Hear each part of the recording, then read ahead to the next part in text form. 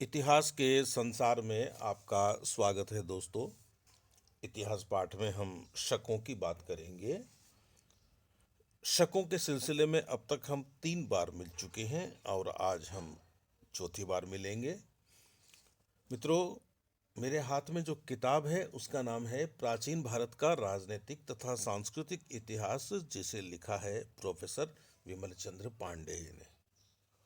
मित्रों, पिछले 3 अंकों में हमने चर्चा की कि शकों का भारत में आना किस तरह हुआ और किस तरह भारत में उन्होंने अपनी जगह बनाई।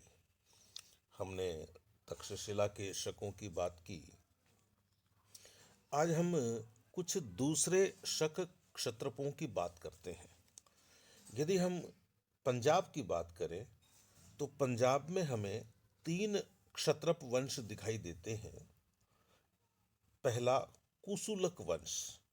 इस वंश के क्षत्रप लियाक कुसुलक और पथिक का उल्लेख हमें मिलता है विभिन्न स्थानों पर। दूसरा, मणिगुल और जिहोणिक का वंश। इन क्षत्रपों के बारे में भी हमें सूचनाएं प्राप्त होती हैं।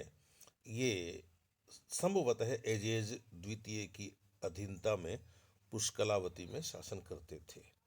और जो तीसरा क्षत्रप वंश है वह है इंद्रवर्मन। इंद्रवर्मन का वंश। इसका पुत्र अश्ववर्मन एजेज द्वितीय और गांडोफार्नीज दोनों का क्षत्रप रह चुका है। यदि हम मथुरा के शक क्षत्रपों की बात करें तो निश्चित रूप से नहीं कहा जा सकता कि मथुरा में शक कब और कैसे पहुंचे। स्टेन कोनो का मत है कि जिस समय यानी 59 ईसा पूर्व में विक्रमादित्य ने मालवा में अपना स्वतंत्र राज्य स्थापित किया, उस समय शकों को वहां से भागना पड़ा। तब वे मथुरा पहुंचे और उन्होंने वहां अपना नवीन राज्य स्थापित किया। टार्न का विश्वास है कि मथुरा के शक मालवा से ही वहां पहुंचे थे। मार्शल महोदय को तक्षशिला में एक अभिलेख मिला जिसके अनुसार एक जिहोणिक चुक्ष का क्षत्रप था। इस अभिलेख की तिथि 191 है। ऐसा प्रतीत होता है कि मुद्राओं का जिहोणिक और इस तक्षशिला अभिलेख का जिहोणिक दो अलग अलग व्यक्ति थे, क्योंकि मुद्राओं का जिहोणिक पुष्कलावती का क्षत्रप था, लेकिन तक्षशिला अभिलेख का जिहोणिक तो चुक्ष का क्षत्रप है। मुद्राओं का जिहोणिक क्षत्रप का पुत्र था, परंतु तक्षशिला अभिलेख का जिहोणिक महाराज का। मुद्राओं का जिहोणिक एजेज द्वितीय का क्षत्रप विदित होता है, लेकिन तक्षशिला अभिलेख का जो जिहोणिक है उसकी तिथि बहुत बाद की है। वह शायद कुषाणों का क्षत्रप था। प्रारंभ में मथुरा के क्षत्रप तक्षशिला के शक नरेशों की अधीनता में राज्य करते थे, लेकिन शीघ्र ही वे आजाद हो गए। लेकिन कोई भी निष्कर्ष इस संबंध में असंदिग्ध नहीं है। हगान और हगामस ये मथुरा के सर्वप्रथम क्षत्रप थे जिन्होंने सम्मिलित रूप से शासन किया, कदाचित सम्मिलित रूप से शासन किया। मथुरा में इनकी मुद्राएं मिली हैं। एक राजुवुल नाम मिलता है। राजुवुल यानी राजुल, यह मथुरा का शासक हुआ। मथुरा सिंह शीर्ष अभिलेख में सर्वप्रथम इसी शासक के साथ महाक्षत्रप शब्द का प्रयोग हुआ है। यह स्वतंत्र शासक था। उसकी कुछ मुद्राओं पर राजराज की उपाधि भी दिखाई देती है। राजुवुल या राजुल की मुद्राएं यूनानी नरेश स्ट्रेटो प्रथम और स्ट्रेटो द्वितीय की मुद्राओं से काफी मिलती हैं। अनुमान किया जा सकता है कि राजुवुल ने सर्वप्रथम यूनानियों के प्रदेश पूर्वी पंजाब पर ही अपना आधिपत्य स्थापित किया होगा। इस मत को यदि स्वीकार कर लिया जाए तो मानना पड़ेगा कि राजुवुल की कुछ मुद्राओं पर मथुरा के पूर्वगामी हिंदू नरेशों की मुद्राओं का भी प्रभाव दिखाई देता है। इन पर महाक्षत्रपस रजुबुलस लिखा हुआ है। इसकी मिश्रित धातु की मुद्राओं के अग्रभाग पर बेसिलियस बेसिलियन यानी राजाधिराज और पृष्ठभाग पर क्षत्रप तथा अप्रतिचक्र की उपाधियां हैं। मुद्राओं के प्राप्ति स्थानों के आधार पर कहा जा सकता है कि राजुवुल का राज्य पूर्वी पंजाब से लेकर मथुरा तक विस्तृत था। मथुरा सिंह शीर्ष पर युवराज खरोष्ट का नाम मिलता है। स्टेनकानो इसे राजुवुल का स्वशुर मानते हैं राजुवुल का स्वसुर मानते हैं और कहते हैं कि मावेज के पश्चात राजराज के पद का यही उत्तराधिकारी बना। फ्लीट के मतानुसार वह राजुवुल की पुत्री का पुत्र था, लेकिन टॉमस उसे राजुवुल का पुत्र मानते हैं।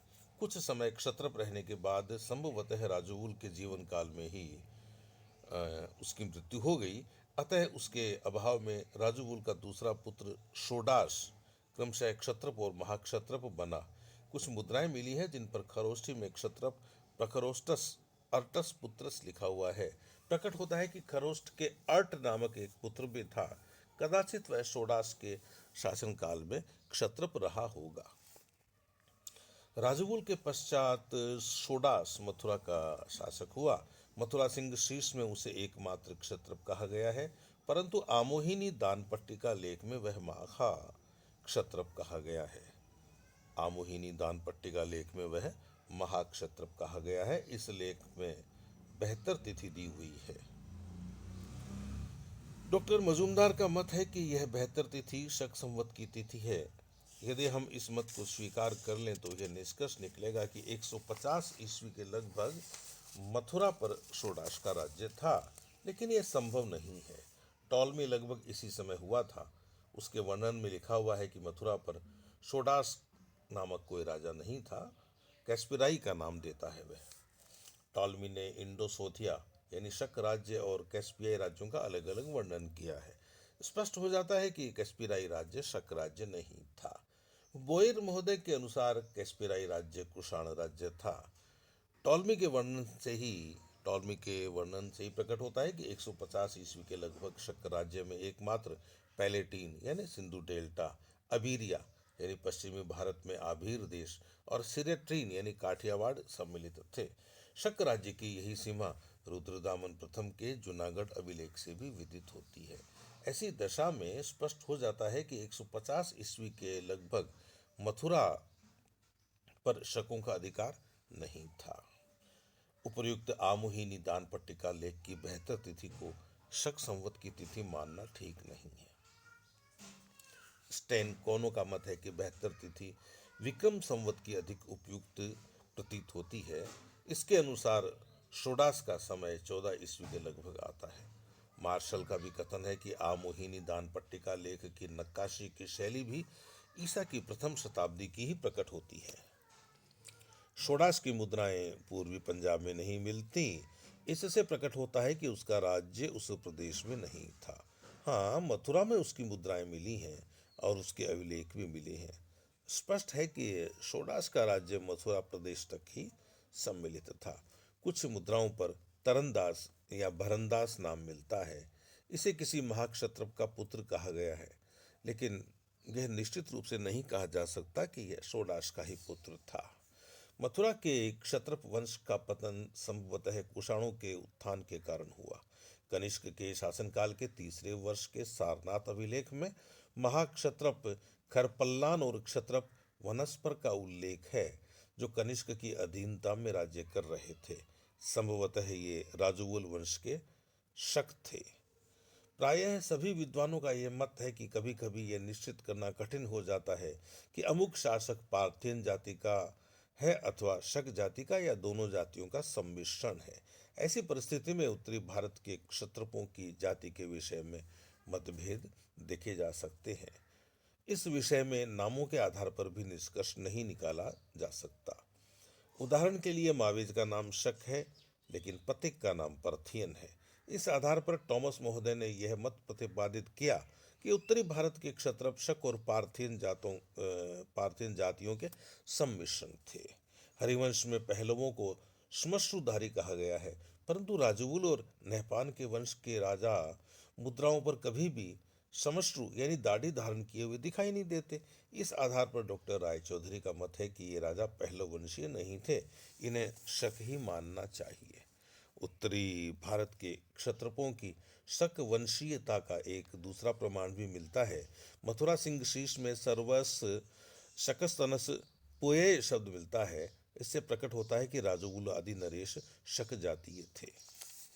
यदि हम पश्चिमी भारत के क्षहरात वंश की बात करें तो पश्चिमी भारत में जिस क्षत्रप वंश का उदय हुआ वह इतिहास में क्षत्रप वंश के नाम से प्रसिद्ध हुआ। जिस क्षत्रप वंश के नाम से प्रसिद्ध हुआ वह नाम है क्षहरात। इस वंश की जाति के विषय में भी मतभेद हैं। रैप्सन इसे पहलव मानते हैं लेकिन स्टेनकोनो इसे शक कहते हैं। इस वंश के राजा नहपान का दामाद ऊषभदात या ऋषभदत्त स्वयं को शक कहता है। संभव है कि स्वयं नहपान भी शक है। पेरिप्लस के लेखक ने नहपान का उल्लेख किया है। उसने पहलव नरेशों के युद्धों का भी उल्लेख किया है लेकिन उसने कहीं भी नहपान को पहलव नहीं कहा है। इससे तो यही प्रकट होता है कि वह शक था। डॉक्टर रायचौधरी ने क्षहरात का समीकरण शक जाति कर्ताई के साथ किया है जिसका टाल में उल्लेख करता है। अतः क्षहरात वंश को शक मानना ही अधिक उपयुक्त प्रतीत होता है, परंतु उस पर पारसिक पहलुओं का प्रभाव जरूर पड़ा था, यह भी हमें मानना चाहिए। स्वयं नहपान नाम ही इस प्रभाव को प्रकट करता है। पारसिक भाषा में नह का अर्थ है जन और पान का अर्थ है संरक्षित। पेरिप्लस पहलुओं के युद्धों और राज्य विस्तार का उल्लेख करता है। इससे अनुमान होता है कि पहलुओं के आक्रमणों और विजयों के परिणाम स्वरूप ही शक क्षत्रपों को दक्षिण की ओर आना पड़ा था। दक्षिण में आने के पश्चात भी इन क्षत्रपों ने अपनी मुद्राओं पर उत्तर की खरोष्ठी लिपि का प्रयोग किया। इससे भी उनका उत्तर से संबंध प्रकट होता है। क्षयरात वंश के शासक भूमक की मुद्राओं पर बाण, चक्र और वज्र दिखाई देते हैं। यही वस्तुएं स्पेलिरी सेज और एजेज प्रथम की सम्मिलित भी मुद्राओं में भी मिलती हैं। इस तथ्य से भी क्षयरातों और उत्तरी शकों के बीच संबंध का अनुमान लगाया जा सकता है। फर्ग्यूसन, रैप्सन और भंडारकर का मत है कि पश्चिमी भारत के क्षयरात कुषाणों के अधीन थे। इस मत की पुष्टि में कुछ बातें कही जा सकती हैं। नहपान के एक नासिक अभिलेख से प्रकट होता है कि कारशापण और सुवर्ण का अनुपात 1:35 था। रैप्सन का कथन है कि सुवर्ण कुषाणों की मुद्रा थी। चूंकि नासिक अभिलेख के अनुसार यह क्षयरात राज्य में चलता था, अतः क्षयरात कुषाणों के अधीन थे, लेकिन इस कथन में कोई बल नहीं है। सुवर्ण को एकमात्र कुषाणों की मुद्रा मानना उचित नहीं है, क्योंकि वह तो भारत में वैदिक काल से ही प्रचलित थी। यदि मान लिया जाए कि सुवर्ण कुषाणों की ही मुद्रा थी तो इससे भी क्षहरातों पर कुषाणों का आधिपत्य सिद्ध नहीं होता। शक राजा अन्य राजाओं और अन्य कालों की मुद्राओं को भी अपने राज्य में चलने देते थे। पेरिप्लस का कथन है कि उसके समय में बेरी गाजा में पूर्वगामी यूनानी नरेशों की मुद्राएं चल रही थी।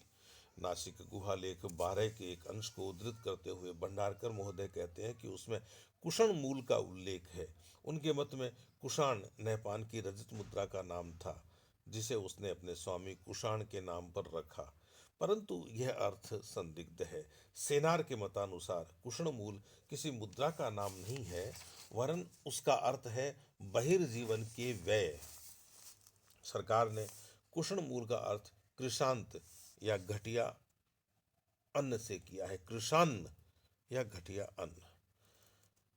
क्षहरात नरेशों, भूमक और नहपान के अधिकांश अभिलेखों में एकमात्र क्षत्रप की उपाधि मिलती है। यह उनकी अधीनता की सूचना देती है।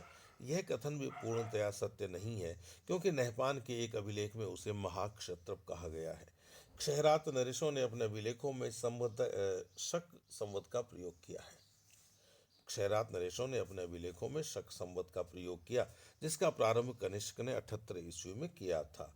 कुषाणों के संवत के प्रयोग से भी क्षयरातों की अधीनता प्रकट होती है। उसके विरुद्ध यह कहा जा सकता है कि क्षयरात उत्तरी भारत से आए थे, अतः उनका उत्तरी भारत के संवत का प्रयोग करना आश्चर्यजनक नहीं था। क्षयरात नरेशों ने अपने नाम से मुद्राएं चलाई। उनका यह कार्य उनकी स्वतंत्रता का द्योतक है। क्षहरातों के अनेक अभिलेख मिले हैं, लेकिन किसी भी अभिलेख में कुषाणों का नाम नहीं मिलता। क्षहरात राज्य में कुषाणों की मुद्राओं का प्रचलन भी नहीं था। जो भी हो, J.N. बैनर्जी आदि विद्वान क्षहरातों और कुषाणों के पारस्परिक संबंध के विषय में कहते हैं कि कोई निश्चित मत प्रस्तुत किया नहीं जा सकता। तो मित्रों, यह था आज का इतिहास पाठ। शकों पर हमारी चर्चा जारी रहेगी। अगले अंक में हम अपनी बात प्रारंभ करेंगे भूमक से। भूमक जिसका कोई अभिलेख नहीं मिला है, उसका इतिहास एकमात्र उसकी अजमेर की मुद्राओं से प्राप्त होता है। मुद्राएं गुजरात, काठियावाड़, मालवा के प्रदेशों में भी पाई गई हैं। इससे से प्रकट होता है कि इन प्रदेशों पर भूमक का अधिकार था। भूमक की मुद्राओं पर ब्राह्मी लिपि के अतिरिक्त खरोष्ठी लिपि भी प्रयुक्त हुई है। तो हम भूमक की बात करेंगे अगले अंक में। तब तक के लिए आप अपने इस मित्र को अनुमति दीजिए। नमस्कार।